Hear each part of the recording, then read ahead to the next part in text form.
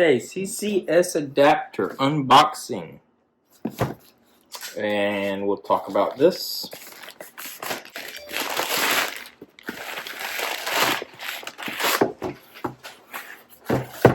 Okay.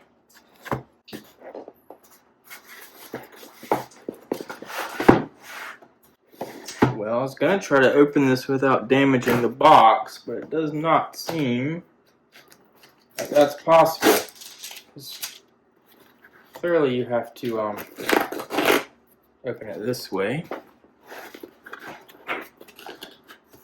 And still got some glue on it. Okay, CCS. That's all there is to it. This is it. This is the CCS adapter. So this will go into the car.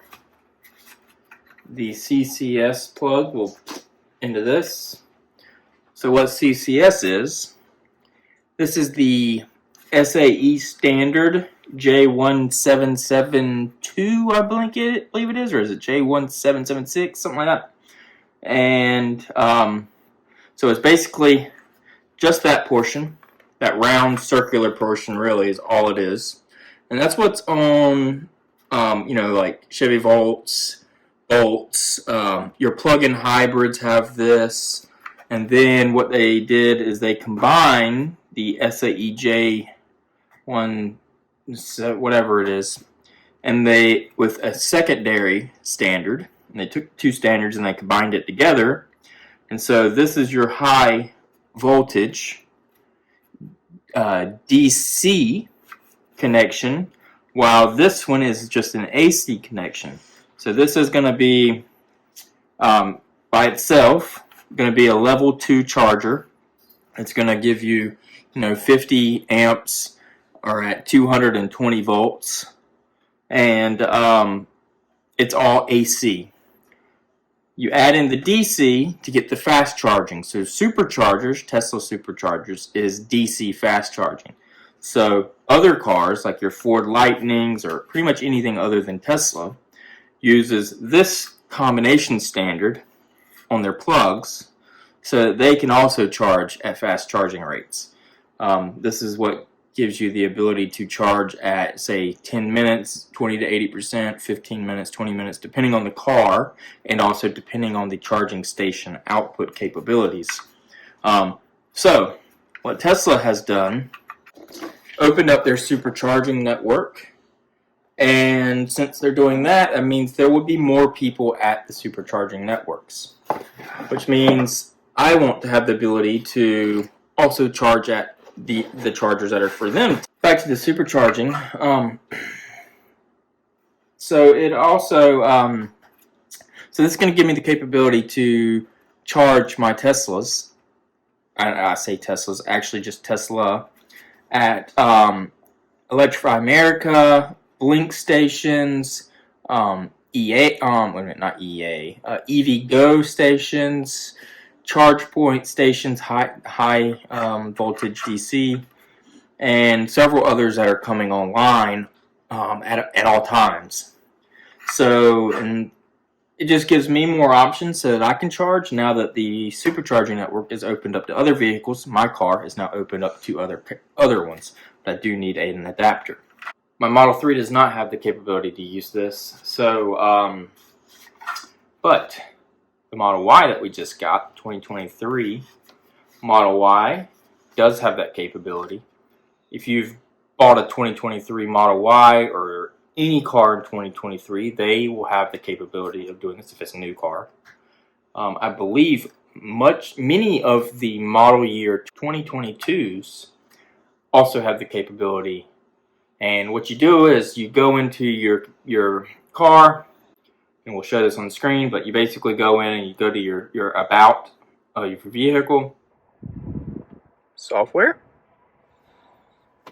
and then additional vehicle information, CCS adapter support not installed. This is my Model 3. It says installed on the Model Y. These just went on sale on Tesla's website.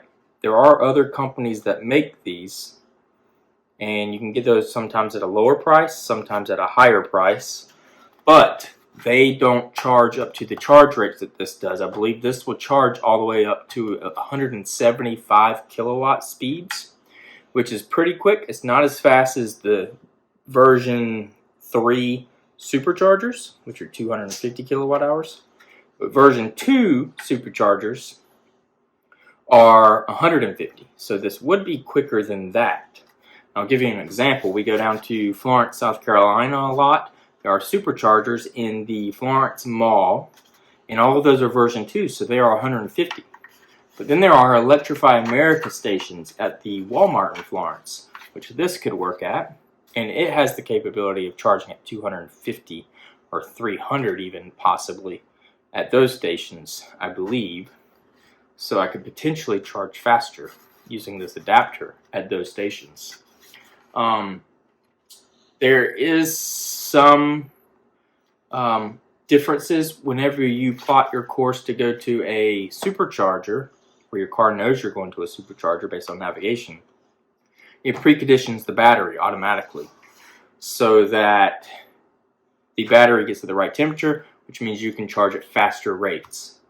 You cannot do that when you go to an Electrify America, because obviously the car is not going to realize it, or will it? We're going to have to do a test. I don't have the Model Y, so it will be in another video, a test of actually using this and how that works. So we'll have to see if it does or does not precondition the battery. But that's some examples for you. You know, if the chargers are full, you can have a backup plan. These are almost everywhere, just like Tesla superchargers are. They may not always be high speed. There's usually a lot of 50 kilowatt hour ones, which is always a good backup if you absolutely need to charge in a hurry. Probably the likelihood of me using this is low. Like I said, other manufacturers make these. They're sometimes more expensive, sometimes cheaper. They charge at lower rates. But I hear they are good quality for the most part, some of them. This one is on sale on Tesla's website at the moment, but in order to buy one, you have to have a car in your account that has the capability. So when I had my Model 3 only, I could not buy this. So once we got the Model Y, and it went on sale, I went on there and bought it. So anyways, that's it. Future videos of the Model Y with this whenever I finally get it back. Let's look at this boxing. So it's a nice box. It's got all cardboard, so all recyclable here. Every bit of that. Also cardboard. So all recyclable. This is what I like to see. It does have a little piece of nice cloth here to kind of protect from the cardboard, making scratches on the side of the plastic.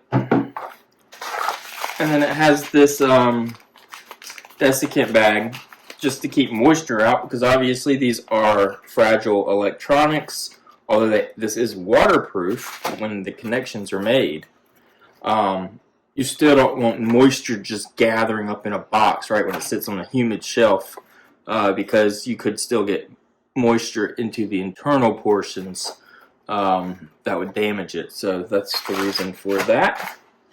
So obviously this is not recyclable, at least not that I know of. And obviously, do not eat this.